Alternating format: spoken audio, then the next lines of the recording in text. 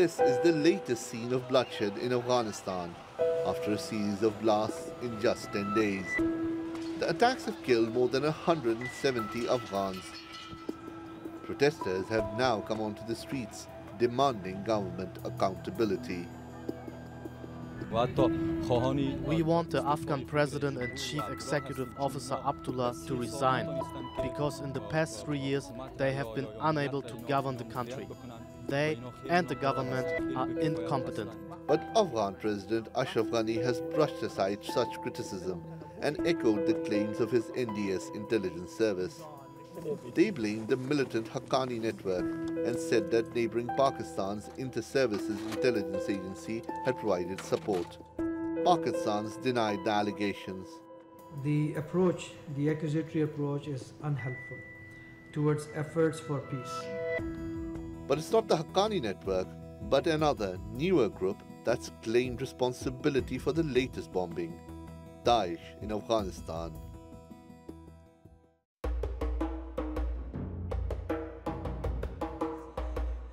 Daesh's roots have connections to Afghanistan. Both Abu Musab al-Zarqawi, the founder of Daesh's precursor Al-Qaeda in Iraq, and Daesh's current leader Abu Bakr al-Baghdadi are said to have fought in campaigns here during the 90s civil war. It was under the aegis of a group called the Islamic State of Kunar, which also controlled the surrounding regions including Nangarhar, Nuristan and Laghman. The Taliban eventually captured the areas during their campaign in the 90s.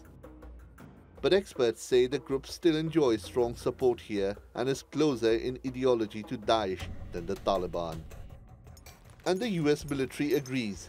That's why it's used the only bomb smaller than a nuclear device in its arsenal to target the region. The Moab, nicknamed the mother of all bombs, hit a Daesh mountain stronghold in Nangarhar. But the Afghan military says it's not enough. To avoid insurgents' return, we have to have bases in the area, but we lack soldiers. We carry out operations and push the insurgents to the mountains. But later, I have to take my forces to other places for operations. And as soon as we abandon the area, insurgents return. It's a classic picture of the decades-long fight here. The international coalition declares a success after pummeling militant bases from the air, only for them to strike back in the cities with ordinary citizens paying the ultimate price. Shoaib Hassan, the Newsmakers. Joining me now to discuss this further is Omar Samad in Vancouver. He is a former advisor to the Afghan government. In Washington, D.C., Mued Yusuf, Associate Director at the United States Institute of Peace, and from Kabul, Javid Faisal. He is the spokesman for the Chief Executive of Afghanistan. He also survived last week's truck bombing in Kabul. Thanks so much for joining us all. Javid, glad you are here. Let me begin with this. I want to talk about the strategy of the government so far to try and fight terrorism in the country. First of all, is firing top security officials part of a winning strategy, do you think, or might there be a problem actually finding even more competent people to replace those who may be fired and who've already resigned? Omar, let me begin with you. Well, I think that what is very important is to prioritize according to the needs of the day. And that means that we need to find out, first of all, why the incidents occurred, how they occurred, who may be behind it, since nobody has taken responsibility, but all the hallmarks show that it may have been a Haqqani network attack that took the lives of more than 100 Afghans last week. And then the other two shootings and incidents that took place where demonstrators were killed on the streets, as well as the other bombing during the funeral. So we need to get the forensics correct, and we need to investigate, and then we need to look at who should stay and who should go. Okay, Mued, are you on the same page there? Is it first about assessing responsibility clearly? Well, look, I mean, I think attribution is crucial. There is no question about that. But in terms of firing security officials, that's never the solution to any problem. But sometimes it becomes politically necessary. I mean, you've seen the kind of reaction, very legitimate, justified reaction from the people of Afghanistan with protests against the government. But it was really anger at the inability to prevent what happened. And for that, I think the president was, it was necessary to give a political statement, and that political statement, unfortunately, sometimes involves sacking people. But that in itself is not going to remove the problem here. And I suspect, unfortunately, that we haven't seen the last of this kind of violence in Afghanistan. So it's crucial to understand the attribution, but also crucial then to address that problem through security measures that will prevent something like this from happening again. Okay, Javed, go ahead. I don't think termination of responsible authorities is the solution to the problem, especially not at a moment when we still have to wait the completion of investigations of the incidents we have had in the past couple of days. But if it could be a solution, we are okay with that, but after the completion of the investigations. Permanently, we have been seeking solutions to the problem, and that's the peace talks with the groups who are fighting in Afghanistan, at the same time to work to attract attention in support of the states who are currently seemingly to be sponsoring terrorism. That's a better option for us, and we will have to be working towards that to make sure that the countries in the region are supporting the legal cause, which is peace for Afghanistan. I'd like to talk about that further in a second, Javed, because there is an issue the Afghan government has said time and time again with what they feel is Pakistan interfering and doing very little, in fact, sometimes even promoting, they think, terrorism in Afghanistan. But you also address the issue of peace talks. And right now, officials are actually hosting a dialogue on peace and security called the Kabul process. But it seems the public doesn't believe the talks will actually work. Now, the Afghan Institute for Strategic Studies actually published a report.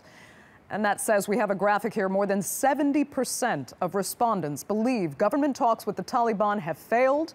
Only 21% found them to be even partly successful. 68% believe the government has also failed at bringing armed opposition groups into the peace process. And then 48% believe that Pakistan benefits from Afghanistan's instability. Omar Samad, let me begin with you on this question then. First of all, why don't the Afghan people have confidence in these peace talks?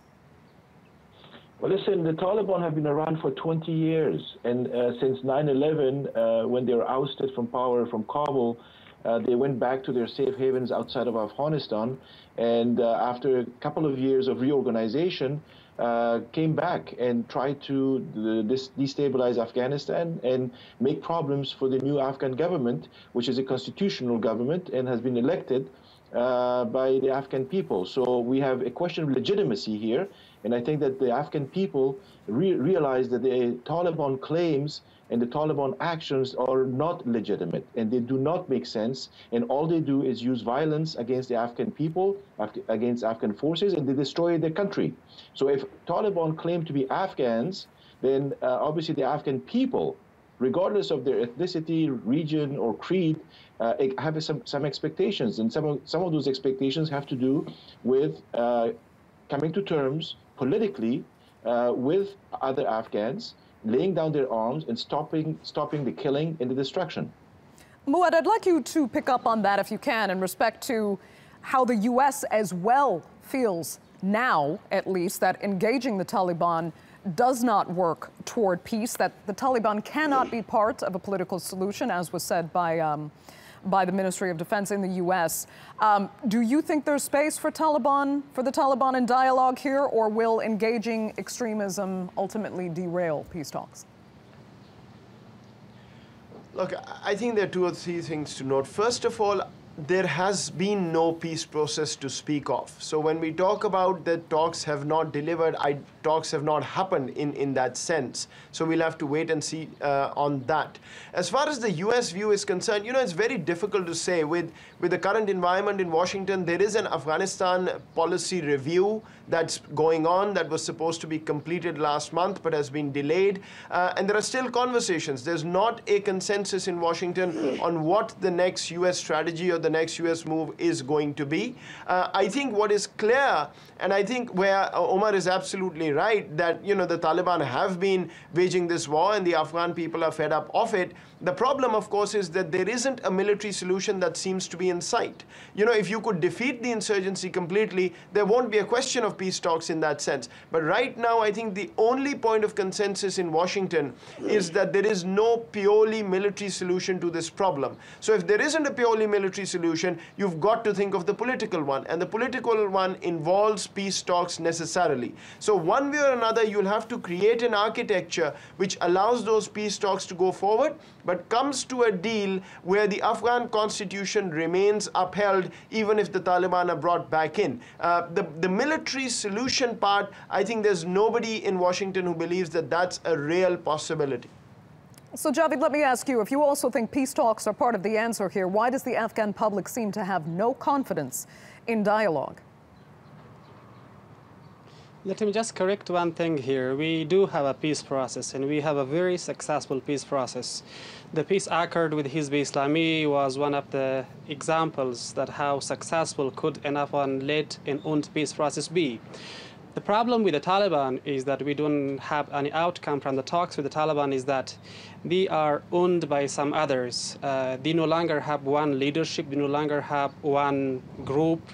They are divided into groups and different leaderships, and they are being manipulated and controlled and trained by others outside Afghanistan. This is the main problem, and this is the reason we were holding the Kabul process meeting yesterday in Kabul to make sure that the countries who could be effective in bringing Taliban to peace talks are coming into a consensus, are coming into an agreement that they will have to be supporting the peace process. But I agree to the word that the political solution is the only way out of this problem. We believe that militarily a solution is not as good a solution as a political one could be for the Afghans. But there is a peace process. And we also heard in that public survey there, though, as you alluded to earlier, Javed, that there is an issue with many believing Pakistan is interfering in Afghan affairs and actually furthering the acts of terrorism in the country. Do you believe Pakistan is a destabilizing force, or is it serving as a sort of scapegoat for the government right now? We have been hoping that Pakistan could become a good neighbor to Afghanistan and that someday they will stop using terrorism as a tool to achieve their foreign policy objectives. But the problem is that there is still faith on supporting terrorism. It has to change. The Taliban, who are killing innocent Afghans on a daily basis, are still having safe havens. They are still enjoying hospitality by the Pakistani establishment. They have well-established councils in Shoras, in Quetta, and in Peshawar. And there are thousands of madrasas who are providing fighting force to the fight in Afghanistan. This has to change, and we have been trying to work with Pakistan since the establishment of the unity government in the past 2.5 years. We have tried many times with Pakistan, and before that, during former President Karzai's time, we had worked with Pakistan, but we had no result. This time we are working to make sure that the region and the world are echoing and are supporting our cause for peace, and that they can invest on Pakistan or encourage Pakistan to be supportive of the Afghan people and government and not of the terrorist groups who are fighting against us. Omar, do you believe Pakistan is the real problem here, or is it being used as a sort of scapegoat for the government in power now? If you look at a hierarchy of reasons and for problems that exist and challenges that exist, I think Pakistan is up there at the top. For Afghans who have dealt with the situation for 2 decades, I think that there was an expectation that the Pakistanis would eventually come to realize that this is not serving anybody's interest, including their own. and that to make use of non-state actors like the Taliban is not going to make a difference in the view of the Afghan people, and that they cannot impose such a force on the Afghans. Now, having said this, the Taliban feel emboldened. So the discussion in Washington and other places is, what should we do to break this sense of invisibility? And I think that the Taliban are the ones who think that they can win this militarily, or at least push the envelope so far that they can have a very strong hands eventually if one day they sit at the table. I think that that is also a mistaken view from the Taliban and those who provide them strategic advice. I think that this is not going to happen. They are facing overwhelming disenchantment from the Afghan people towards them and their policies and their agenda. Yes, there are problems inside Afghanistan. There are governance problems. There's a problem with justice or injustice. There's a problem with a lot of issues that are internal to Afghanistan. But when it comes to a problem that has been imposed on Afghanistan, an undeclared war, as the Afghan leaders call it, then I think that it falls on Pakistan to deliver and to make changes in its policy. Okay, Mued, let me ask if you're on the same page there. And do you think corruption within its own ranks in the Afghan government is being taken seriously enough as well as part of the problem?